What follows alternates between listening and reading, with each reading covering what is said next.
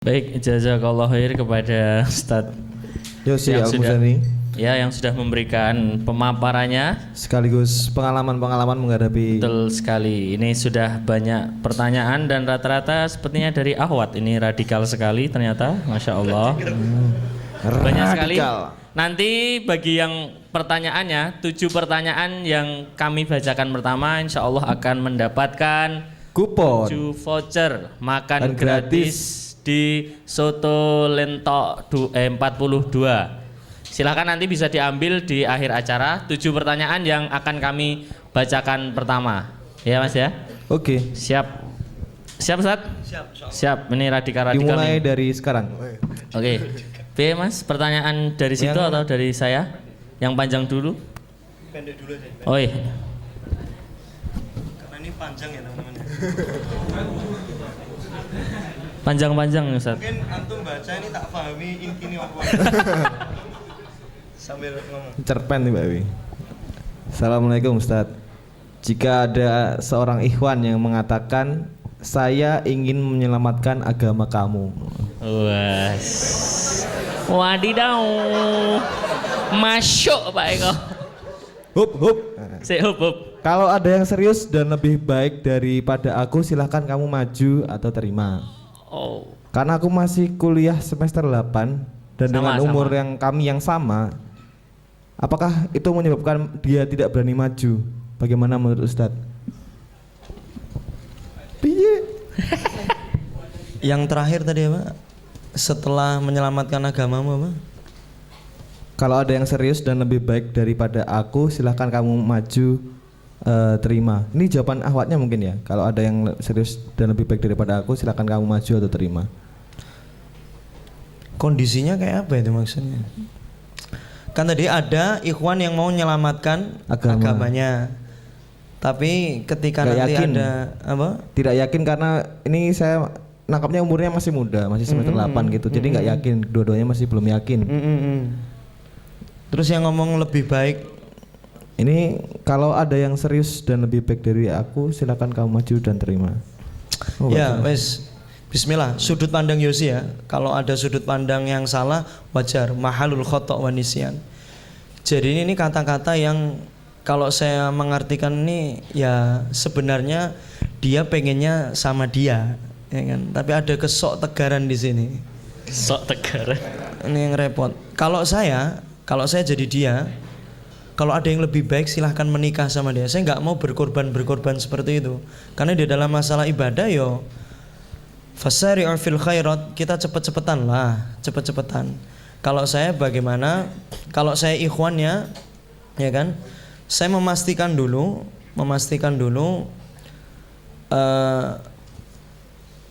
terkait walinya itu seperti apa. Kalau ternyata walinya itu nggak terlalu sulit-sulit amat, ya kan, masya Allah.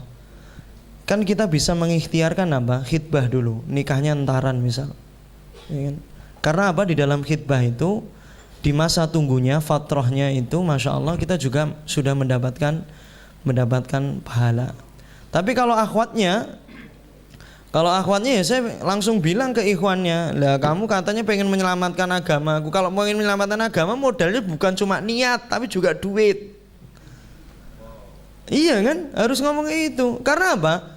Kemarin sudah saya sampaikan pas bahas hijrah cinta itu, seorang lelaki dikatakan pantas menikah saat dirinya bisa 1 jima, 2 menafkahi, ketiga adalah mempunyai manzil, tempat berteduh, dan yang keempat dia belajar terus terkait mu'anun nikah, beban-beban pernikahan. 4 ini teman-teman. Baru nanti ngomong al-kafa'ah, ngomong sekufu. Dan sekufu kata Imam Malik, teman-teman, itu adalah bagaimana yang sepadan, paling minimal adalah agamanya. Kalau yang lain-lain nggak bisa sepadan. Baru nanti PR-mu adalah di al-qawamah.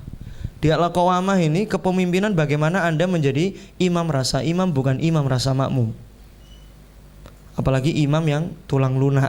Sekali lagi. Makanya tadi 4 tadi jangan lupa ya. Siji apa tadi? Jima, belajarlah. Belajar teorinya, ojo praktek. Ya nggak boleh. kedua, wes langsung aja karena ini perlu. Banyak yang curhat ke saya ini berkali-kali. Istrinya selalu bilang saya merasa diperkosa sama suami saya sendiri. Ini kan nggak ada adab, nggak ada adabul firasnya, nggak ada. Ini penting teman-teman. Jangan antum baru belajar fikih itu ketika mau mendekati Hamin 3 baru belajar. Rapelan, gak iso rek. Rapelan. Kalau perlu nanti Teras Jawa bikin khusus ikhwan aja sama akhwat aja. Jadi khusus tapi ya di ruangan atas dikasih hijab kayak gini loh. Jangan yang terbuka kayak gini. Nanti yang lewat galau kan. Ini bahaya, astagfirullahaladzim. Karena apa? Ya ini menimbulkan, kan kalau saya ngisi fikih jima itu biasanya ikhwan-ikhwan silakan keluarkan HP-nya, telepon orang tuanya. Ketika materi ini menimbulkan efek, nah itu. Tapi tetap jangan dadak-dadak. Yang kedua tadi menafkahi, kata kuncinya adalah segera lepas ketergantungan antum sama orang tua. Dan yang ketiga manzil, rumah. Ya pakai, tapi jangan tenda darurat lah. Jadinya seperti itu teman-teman. Wes sih itu insya Allah jadinya yang akhwat bilang sama masnya, yo tidak hanya perlu cinta sama niat baik, tapi juga perlu biaya, ya kan? Minimal coba biaya yang paling rendah itu apa, ikhwan? Yang paling rendah itu Anda bisa membelikan maharnya, wes cukup gue, karo urun titik walimahnya, sudah. Biar ada izah. Insya Allah kalau di Jawa itu orang tuanya insya Allah peka kok. Wes tak tulung. Tapi mahar jangan minta mahari pemberian wajib loh. Tinggo tanda bener-bener kita itu sungguh-sungguh kok malah njaluk moro tuwa. Pak Siliono sik piye? Astagfirullah. Itu kalau pakai sudut pandang orang tua udah jatuh ketiban tangga tuh ngenes. Anda tidak berempati sedikit pun. Masyaallah. Wallahualam bisawab misalnya untuk.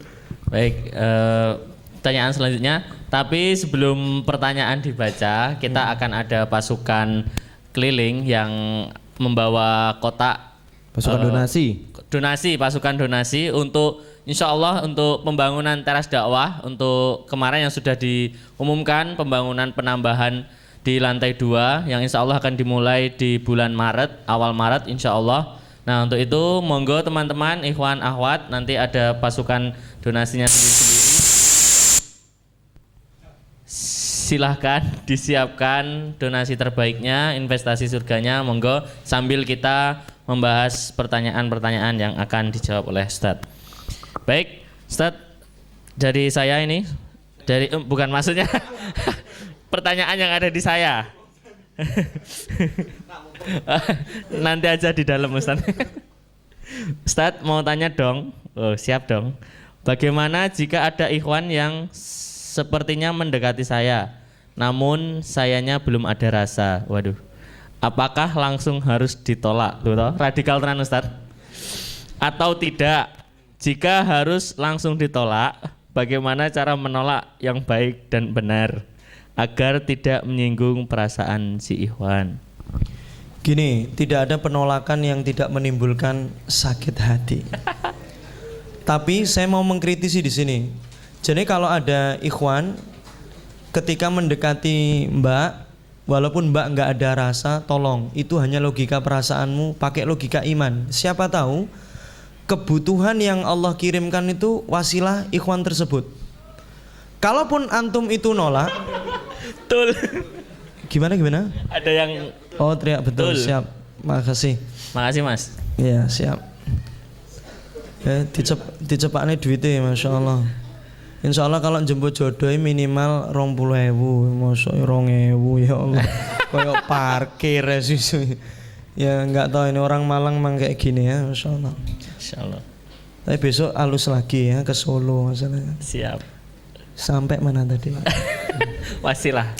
Kebutuhan. Karena apa? Wa asa an takrahu syai'a wa huwa khairul lakum. Jadi boleh jadi yang kita itu nggak suka, kurang sreg, kurang perasaannya, kurang itu ternyata itu baik bagi kita. Makanya ini, tapi yang sangat jangan dilakukan, jangan sampai antum menolak tanpa istikharah. Apalagi kalau jelas-jelas dia itu rajin pengajian dan lain sebagainya. Walaupun Anda nggak ada rasa, tokmunnya sama sekali, syukurnya tidak ada sama sekali. Kalau dia jelas-jelas soleh, istikharah. Jangan budaya nolak-nolak. Kamu nolak sekarang, mungkin dia masih semester 1, 2. Nanti giliran ada yang antum suka malah ditolak lagi, kan repot. Ini karma berlaku di sini. Subhanallah. Makanya kalau dia jelas-jelas baik, tolong diistikharoi dulu. Walaupun antum nggak ada rasa. Karena repotnya kalau kita menolak tanpa istikharah, kemudian dia itu udah nikah tapi kepikiran antum, ini yang berbahaya. Tapi kalau antum nolaknya karena istikharah, karena dia juga bisa diperjuangkan secara kapasitas. Idza ja'atkum man tardawna dinahu, pertamanya agamanya dulu, wa khuluquhu, itu saya sarankan antum istikharah dulu baru jawabannya seperti apa. Lah kalau agar menyampaikannya nggak sakit lewat mediator, lewat seseorang, itu pun tetap sakit. Tapi gimana lagi, nggak ada cara yang terbaik lagi. Tapi saya yang paling nggak pengen tadi loh, menolak langsung yang tidak sesuai logika rasanya ditolak itu. Takutnya apa coba? Selain nanti pas nikah masih ingat antum, dia doain antum nikahnya juga lama. Repot bos, berapi. Ada murid saya yang istrinya itu enggak hamil-hamil. Cuma saya tanya, ente punya mantan berapa? Tak tanya itu. Dijawab mantannya 10. 10 itu masih biasa. Ada yang saya temui 17 orang dipacari satu waktu, bayangin. Playboynya kelas paus ya. 17 orang dalam satu waktu. Astagfirullah, jangan ditiru ya. Astagfirullah. Nggak, ini di Jogja insya Allah nggak ada seperti ini. Karena kajian udah luar biasa. Makanya teman-teman, doa itu yang nggak diinginkan. Makanya kalau nggak srek aja, nggak sreknya karena agama, ya tolaan. Tapi kalau nggak sreknya karena wajah, duit lagi, dan terakhir duit, dan mungkin sukunya dan lain sebagainya, istikharah dulu. Gitu Mbak ya. Amin. Silahkan. Dari sudut sini lagi ya. Ya, sudut pandang. Assalamualaikum Ustadz. Ingin bertanya sekalian minta doanya. Insya Allah bulan April saya akan nikah. Amin. Mau nikah? Oke. Tapi sama member ya? Enggak. Ini nggak tahu. Ini nggak dikasih nama nih. Siap. Semoga MC-nya harus ngundang yang kanan kiri ini loh Mbak ya. Insya Allah. Siap. Oh siap. Kalau jauh di Sumatera cukup nyediain tiket pesawat. Siap. Insya Allah. Bisnis kelas. Woi. Bisnis kelas. Udah. Yuk.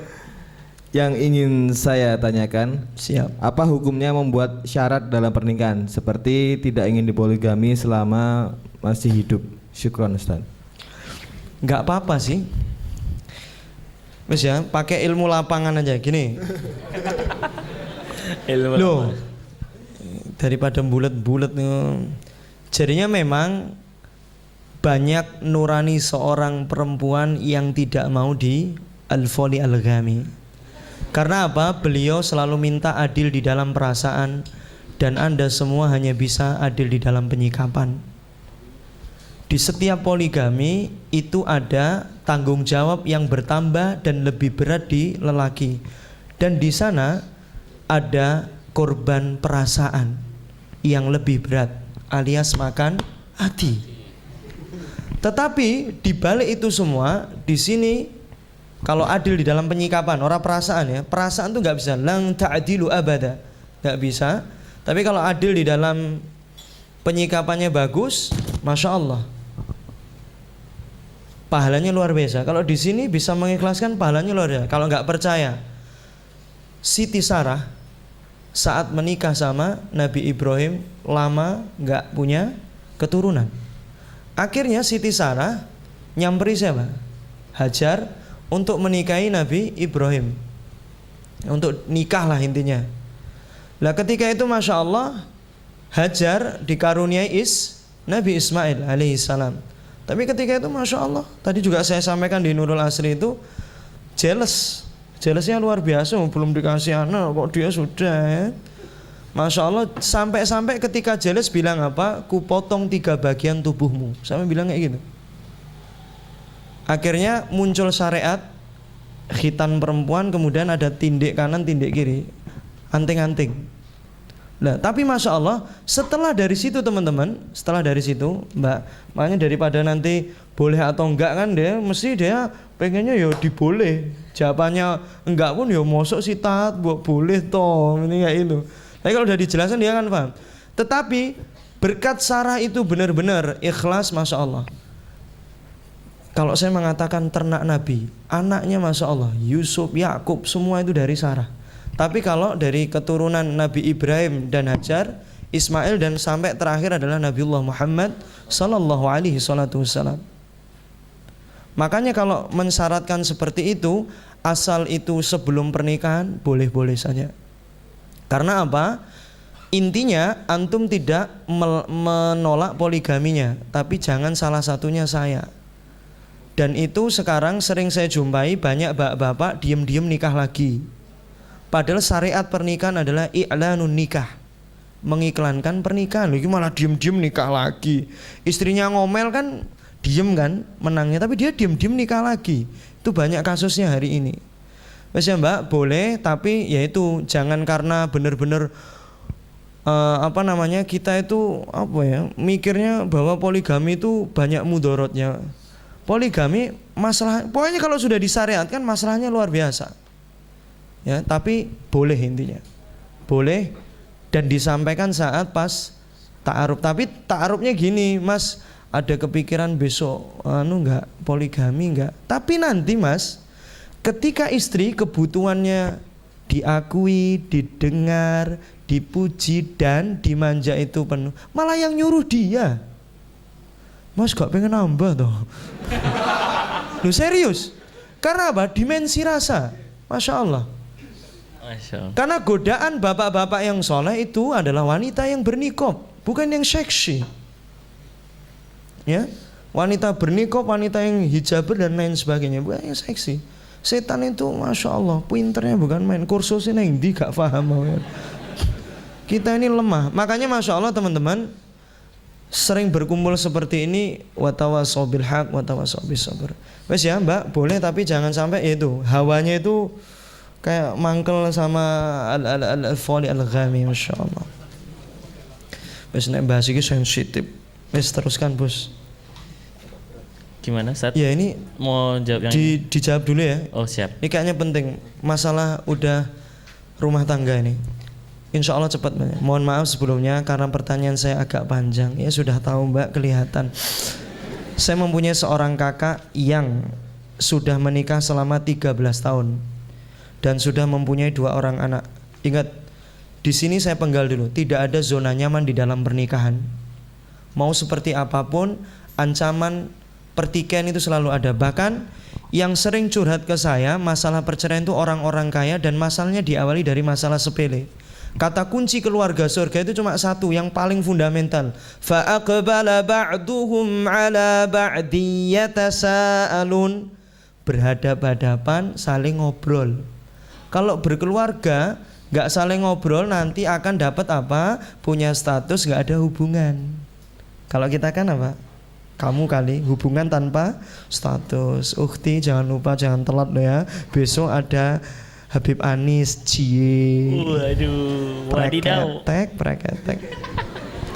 Menurut cerita kakak saya, sejak awal pernikahan kakak saya hanya diberi uang untuk susu anak oleh suaminya. Sedangkan untuk semua keperluan rumah tangga, keperluan pribadi kakak saya hingga segala macam perpajakan ditanggung kakak saya sendiri. Sampai pajak-pajaknya, pajak jual beli, hingga mungkin karena berdasarkan alasan itu kakak saya akhirnya melakukan perselingkuhan. Lah iki jatuh ketiban tangga iki. Dalam 8 tahun terakhir setidaknya kakak saya sudah menjalin hubungan dengan 3 pria kaya. Astagfirullahaladzim.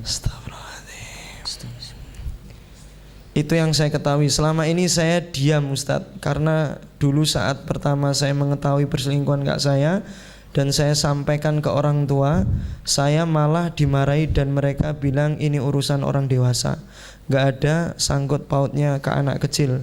Jadi jangan dipikirin dan jangan ikut campur. Batin saya tersiksa Ustadz, karena sayalah yang paling mengetahui kelakuan kakak saya. Kakak memang terbuka pada saya karena dia yakin saya akan tetap tutup mulut. Dan juga kakak saya paham sekali agama. Dia paham apa yang boleh dan tidak dilakukan, tapi dia tetap melakukan hal terlarang karena menurutnya itulah yang bisa memenuhi apa yang harus saya lakukan, memenuhi kebutuhannya, apa yang harus saya lakukan. Nah ini, ingat teman-teman, hukuman bagi orang yang zina itu yang paling berat ketika sudah menikah, dirajam sampai mampus. Sampai mampus ya, sampai mampus, mate wis. Jadi kalau bahasanya yang kasar itu, makanya ini kan mengerikan sekali. Jadi coba, ini kan apa namanya? Saya tidak tahu. Jadinya gini, ketika ada chaos seperti ini, ya, ketika ada tantangan di dalam keluarga, itu kita tidak boleh nyalain suami atau istri, tetapi introspeksi di antara keduanya seperti apa. Nah ini kan sudah apa? Tadi seperti yang saya katakan, di sini terjadi yang namanya status tanpa hubungan. Bahkan mungkin nyaman dengan dunianya sendiri-sendiri karena merasa kecewa, akhirnya dia melampiaskan, ya kan? Melampiaskan. Nah ini bukan menambah apa namanya? Dia pengen menggoda Allah untuk memperoleh solusi, malah mengundang azab Allah Subhanahu wa taala. Dan yang paling berbahaya adalah kedua anaknya ini. Makanya karena sudah seperti ini, saya cuma fokus ke sini.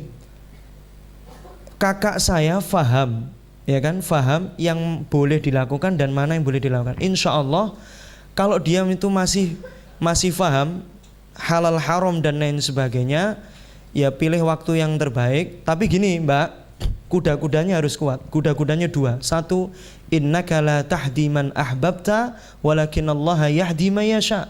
Antum perlu tahu, sekali Nabiullah Muhammad SAW tidak bisa memberikan hidayah kepada orang yang dicintainya sekalipun, apalagi kita.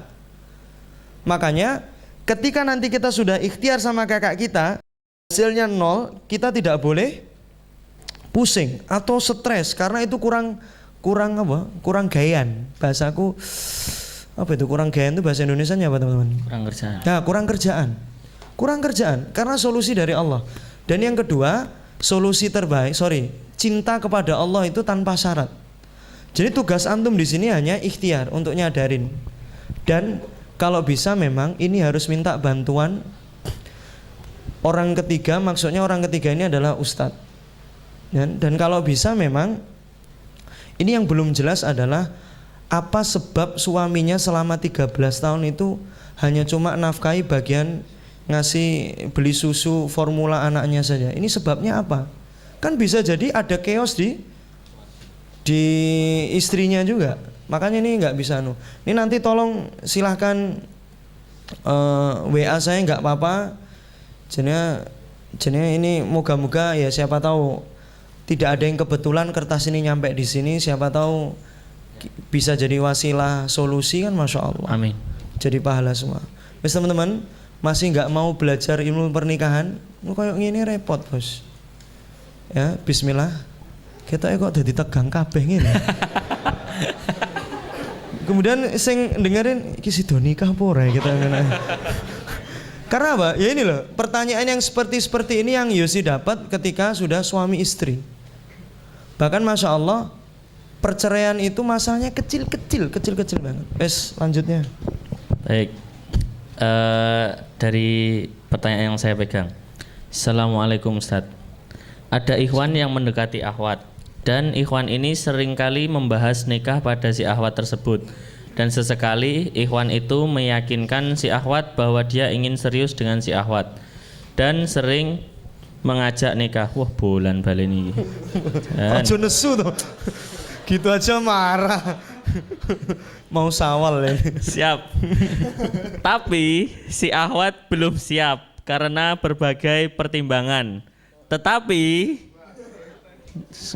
pisannya ini untuk door prize, Mbak. Untuk kupon. Tetapi si Ahwat suka dengan ikhwan tersebut. Tenang nih. Tetapi itu namanya kalau di bahasa Indonesia kalimat kurang efektif gitu. Ya, tapinya itu. Dalam bahasa Indonesia kurang efektif, dalam orang Jawa yang lulu iki cara Jawane. Tapi ngujoi. Tetapi Ahwatnya belum siap menikah. Tapi Ahwatnya itu belum siap menikah. Jadi bagaimana si Ahwat harus menyikapi situasi tersebut? Jazakallah Ustadz. Yo. kalem Mas, sabar. Astagfirullahaladzim, gak apa-apa.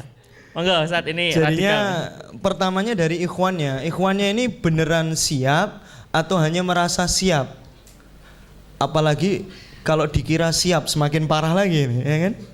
Jadi siap beneran atau enggak? Indikator siap beneran adalah satu, antum yakin dulu kalau dia itu karakternya bisa melengkapi antum, agamanya baik dan lain sebagainya. Kalau tadi saya sampaikan di Nurul Asri itu ada 3 + 2 + 2. Wow boy. Rumus 3 itu cowok yang harus diperjuangkan itu mbak, yang agamanya baik, yang akhlaknya indah dan punya etos kerja. Plus 2-nya apa? Setelah 3 itu dapat, dimusyawarahin sama misal ustadzahnya atau sama orang-orang yang menurutmu bisa diajak ngobrol fakih agamanya. Setelah musyawarah kemudian istikhorohin mbak. Setelah diistikhorin ternyata jawabannya dari Allah mantap, baru mintalah check up kesehatan dari cowok ini. Karena banyak nanti kan kayaknya sehat tapi ternyata rapuh kan. Ternyata tulang lunak ya. Ya kan? Yang kedua baru minta tes terkait psikologis. Karena untuk bagaimana kita nanti adaptasinya cepat, makrifahnya cepat ke dia. Nah, setelah itu selesai, ya kan? Lalu sampaikan aja kalau ini ternyata aku wis sip. Jadi kalau saya itu langsung mintanya apa? Kalau saya akhwat tuh saya minta proposal nikahmu. Atau kalau dia nggak mau, nih tulis. Kalau dia nggak mau, nggak serius. Tipikal cowok kalau sudah suka sama akhwat itu dikasih syarat masih dia kejar. Tapi kalau loto ya mulai karena dari dulu saya meyakini cowok itu mesti ya sama kayak saya semua. Kalau udah cinta sniper ngejar terus, wis toh. Waduh. Tapi kalau dikejar terus nggak suka wis toh, wis mbak wis suka gak. Makanya setelah itu baru sampaikan, yuk mas, kalau kamu beneran pengen nikah, ya sudah silaturahmi saja. Ingat, silaturahmi saja ke tempat abahku. Tapi ingat, harus proposal nikah duluan. Kita harus tahu dulu. Jadi ben ora tapi. Nah kalau si akhwatnya belum siap, ini adalah ayat kauniyah untuk Anda mempercepat persiapan Anda menikah. Ojo slow terus. Ya, siapa tahu bisa Anda itu diboleh nikah sama Indonesia, sama negara kita itu di umur 16. Sini mulai umur 19. Gak kena sidang mas, insyaallah. Tapi kalau ngundang KUA-nya bayar berapa? 600.000. Ojo lali ngurah disangoni, sok-sok amnesian. Wes, itu insyaallah. Lanjut mas. Ini pertanyaan ngalang-ngalangin drama Korea ini. Waduh. Siap-siap dengerin. Orang dewasa.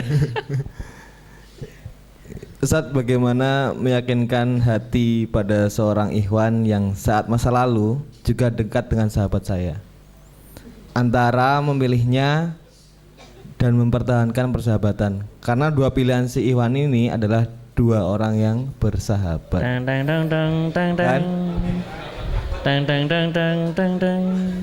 Oh, bukan. Back sound. Kalau saya tetap, ini saya pihak ikhwannya atau pihak akhwatnya nih? Ikhwannya. Kalau ikhwannya saya jejer. Maksudnya kapasitasnya. Kalau sama-sama ternyata inner beauty-nya sama-sama.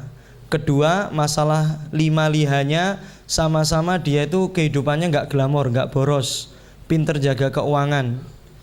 Ketiganya, track record keluarganya baik. Dan yang keempat, yang paling terpenting adalah agamanya baik. Berarti saya nyari yang apa? ini sering disampaikan para ustadz ya, menyelisih hawa nafsu kita. Kalau aku cenderung sama fisiknya yang ini, aku cenderung milih yang sini. Karena apa? Takutnya apa? Kita itu berdasarkan logika perasaan kita dan diselisih. Kalau itu dari pihak ikhwan. Kalau ikhwan kan persetan dengan persahabatannya, yang penting itu. Loh, bener gak? Bener gak? Kita itu rasional, logika. Kalau sini pakai emosionalnya. Alah, prek. Kalau marah, ini jawabannya Afif sini. Ya udah, dua-duanya gak Senangnya dalam hati. Bagian yang kalimat tadi minta maaf Pak ya. Sorry, astagfirullahaladzim. Astagfirullahaladzim. Karena melukai perasaan akhwat tuh recovery-nya susah. Itu terancam nanti saya nggak diundang lagi. Nanti muncul di kotaknya teras dakwah. Kalau bisa jangan undang Ustadz Dosi lagi. Gak popo, aku rapopo. Nggak. Dan yang kalau itu dari pihak akhwat tetap, kalau ibadah, persahabatan, persahabatan. Jadinya tetap, insya Allah yang namanya pernikahan nggak ngerusak persahabatan. Daripada kita tidak mengikhtiarkannya, ya repot juga. Ya kan? Kalau saya mending, insya Allah. Tadi saya kuncinya udah tahu kan, akhwat itu mudah memaafkan, tapi melupakannya sulit. Nanti dinetralisir bisa. Makanya itu perannya adalah kepada apa? Mediator yang kece dulu. Kalau saya Mbak milih nikah dulu, persahabatan insya Allah lah pada suatu waktu. Tapi tetap pakai cara-caranya, jangan cara-cara kita. Bismillah. Lanjut Ustaz ya. Siap.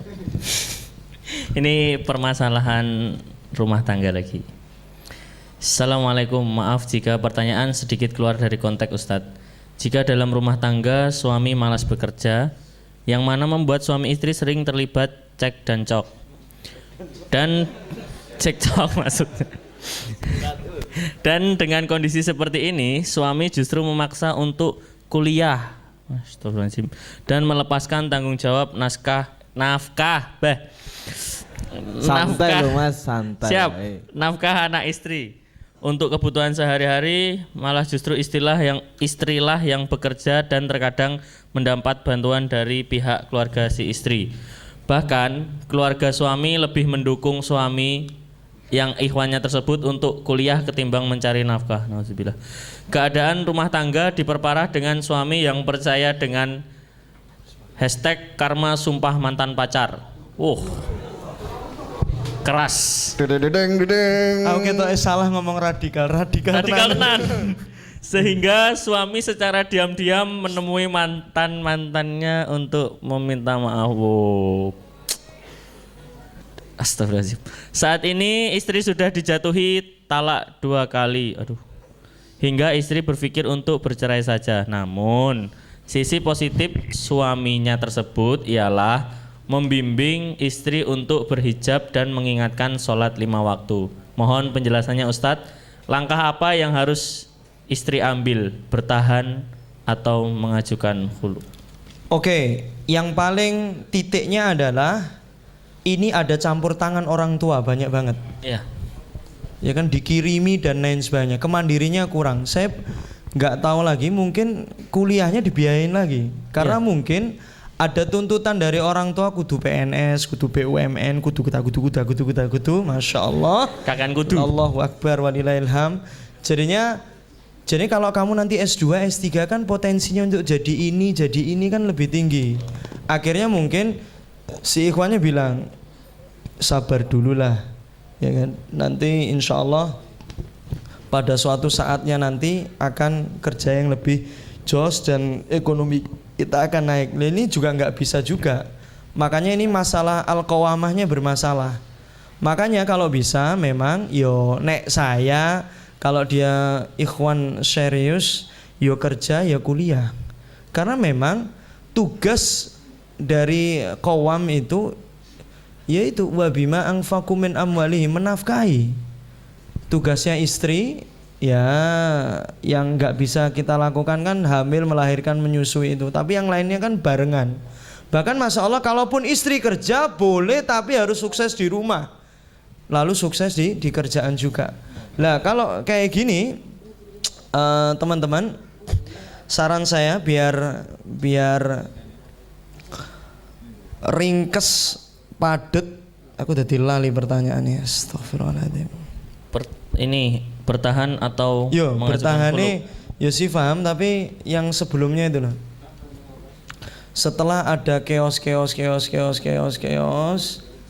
ditalak 2 kali terjadi. Ya, ditalak 2 kali, tapi ada sisi positifnya, si suami itu sering membimbing sang istri untuk memakai hijab. Oh ya, langsung gini aja. Sip. Sholat.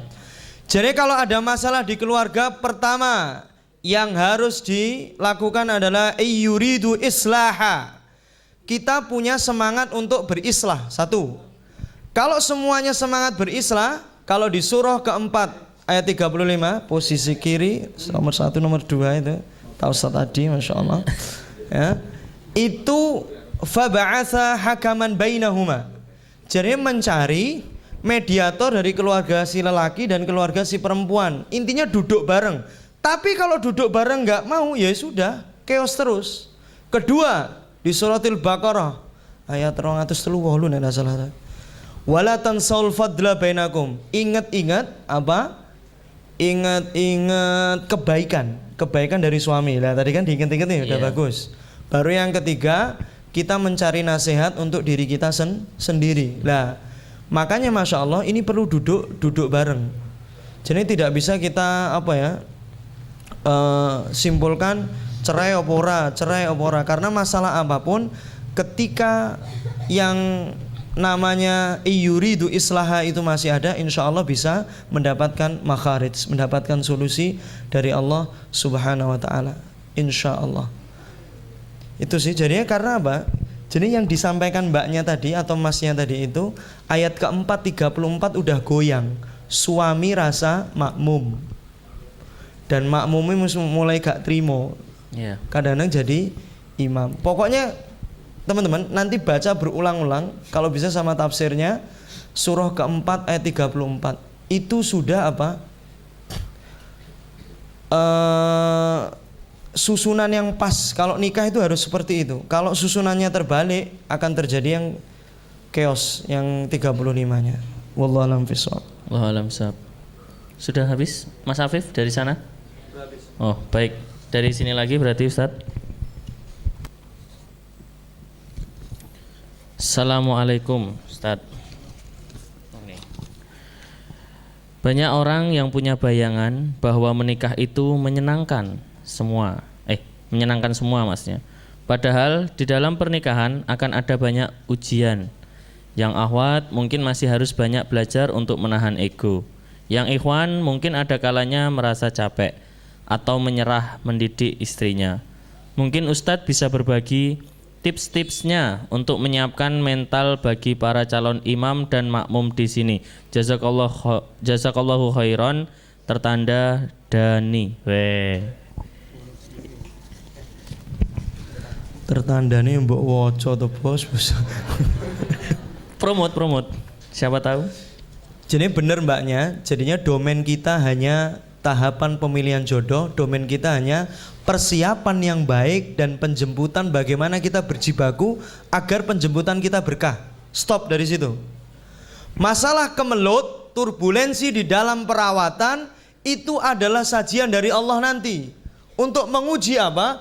Bagaimana persiapan kita itu dulu baik atau enggak, jemputnya berkah atau enggak.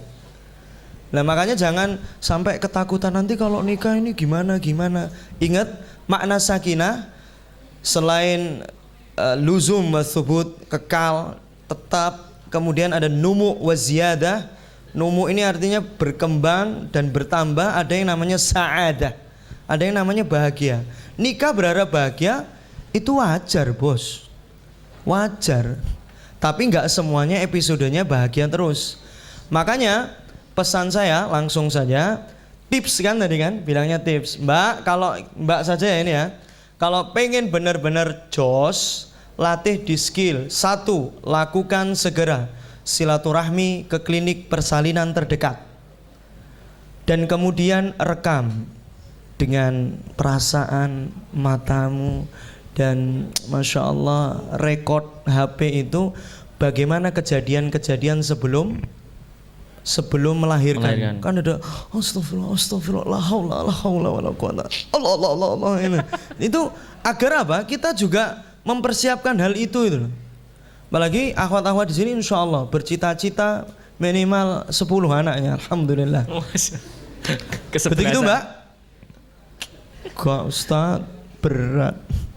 Iya memang berat, tapi kalau berdua insya Allah enggak sih. Kedua, segera Mbak googling, fas'al Google in kuntum la ta'lamun. Kata siapa itu?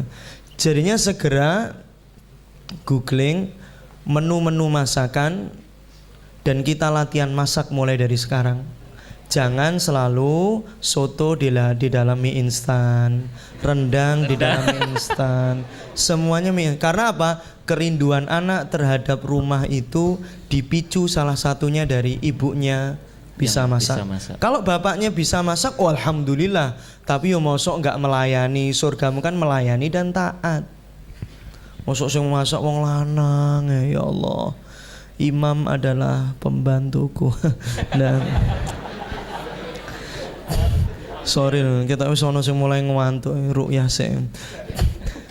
Kemudian yang ketiga, Mbak, silahkan nanti dicari bayi maksimal umur 1 tahun. Berapa tahun, Mbak? 1 tahun. Kemudian silahkan ajukan surat peminjaman kepada ibunya.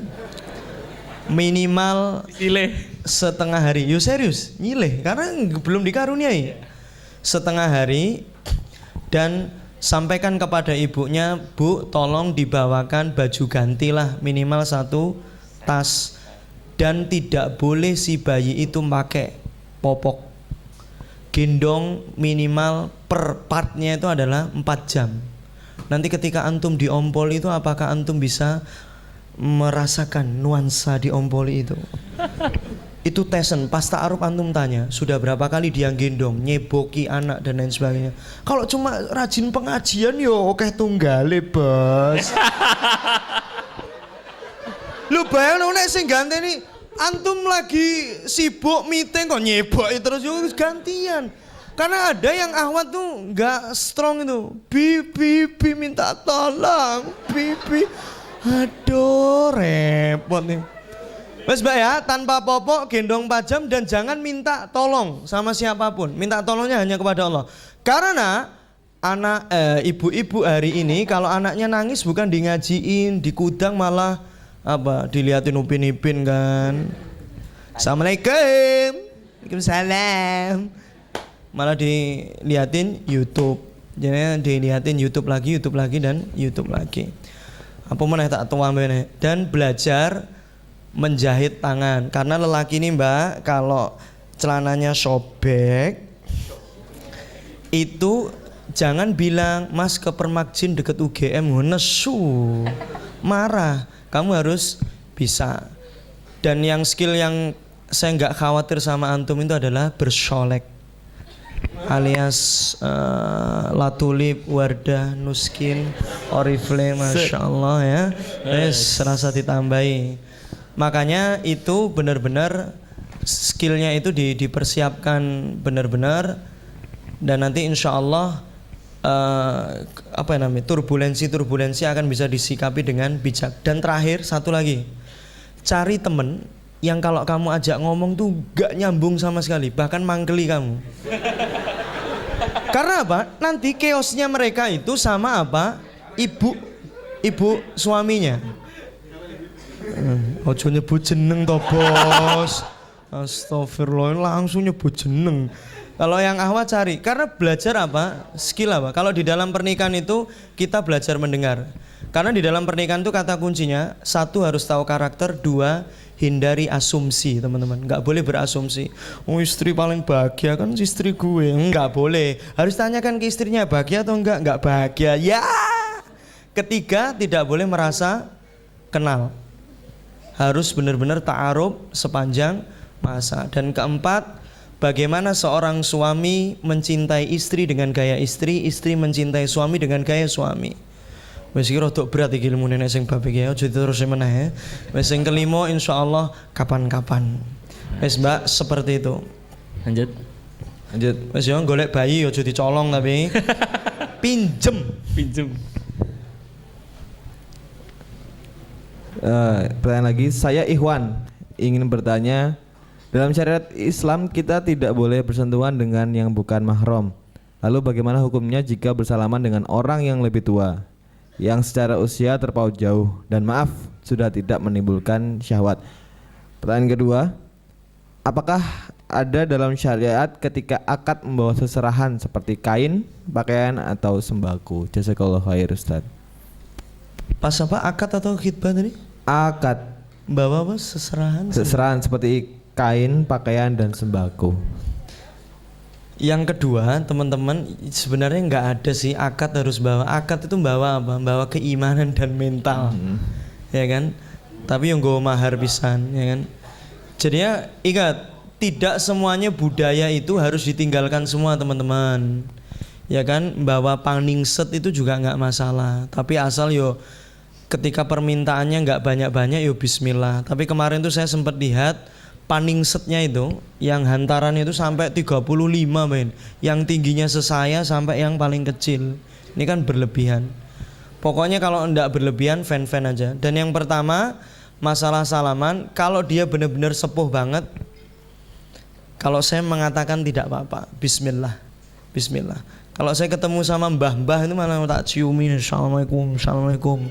Mbah minta doanya, ya kan seperti itu. Tapi kalau masih menimbulkan seret, tapi kalau pengen menjaga benar-benar nggak usah salaman sama siapapun wanita, ya kan. Tapi nek karo ibumu yo salaman rek, ya Allah.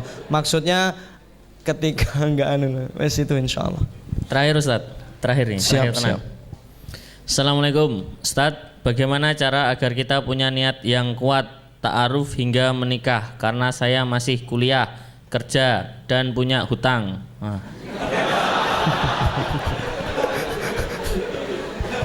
Saya jadi ingat bos. Nanti Ikhwan pas ta'aruf tolong ditanya utangnya ya. Karena utang dia utangmu bro. Kan perempuan suka gini, kalau sudah jadi istri, hartaku bukan hartamu, hartamu hartaku.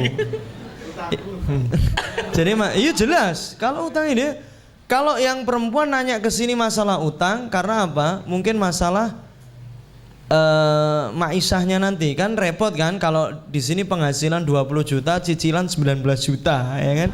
Repot. Tapi yang sebelah sini harus tanya utangnya si akhwat. Nah, pertanyaan tadi apa biar? Jadi bagaimana kita punya niat yang kuat ta'aruf hingga menikah, karena saya masih kuliah tadi, kerja dan yang punya utang tadi. Terus apalagi usia saya sebagai laki-laki sudah 28 tahun. Oh, nek 28 iki bismillah. Kita kunut nazilah dulu. Kok sampai kunut nazilah bareng. Wes. Kalau dulu insyaallah teman-teman masalah keyakinan ini masalah kembali kepada keyakinan. Gini, teman-teman, langsung saya sampaikan indikatornya. Mas, coba di dalam setiap hari antum mikirin gini, siapa sih yang kita anggap paling penting di dunia ini? Yang paling kita anggap penting. Kalau itu ternyata, kan selalu kita kalau tadi nanya, saya masih ada utang, berarti ada tanggungan, butuh uang, ya kan? Akhirnya kadang-kadang yang penting adalah solusinya ini dari ketika kita diberikan rizki, diberikan duit dan lain sebagainya.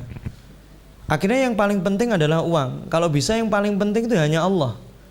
Dan yang kedua, yang paling sering kita pikirin ini siapa? Siapa coba? Apakah utang terus, masalah terus? Kalau yang kita pikirin itu benar-benar Allah yang sering, insya Allah selesai. Dan yang ketiga insya Allah moga-moga bisa jadi jawaban. Sumber kebahagiaan dan kesedihan antum jangan masalah. Tapi manakala sedih itu saat antum jauh dan lupa sama Allah Subhanahu wa taala, dan bahagia saat ingat dan dekat sama Allah Subhanahu wa taala. Jadi indikatornya 3. Siapa yang paling antum anggap penting? Kedua, siapa yang antum pikirin terus? Yang ketiga, yang bikin antum bahagia dan sedih itu siapa? Kalau seperti ini, yang punya utang banyak nggak di sini? Ada aja. Ada aja. Tapi permasalahannya tadi ingat-ingat. Asyik, banyak, nikmat. Kembali lagi. Tetap ada perjuangannya. Tapi tetap pas ta'aruf disampaikan, utang saya seperti ini, seperti ini, seperti ini, tapi saya nyicil. Yang penting di sini itu adalah perjuangan antum untuk membayar utang ini. Ya, insya Allah masalah nanti mencukupi kebutuhan istri dan lain sebagainya, insya Allah asal antum bergerak, insya Allah dihandle sama Allah. Tapi 3 ini harus beres. Ya, siapa yang antum sering pikirin, yang dianggap penting, dan yang ketiga menjadi sumber bahagia dan sedih. Insya Allah. Masya Allah. Baik, itu tadi pertanyaan terakhir Ustadz.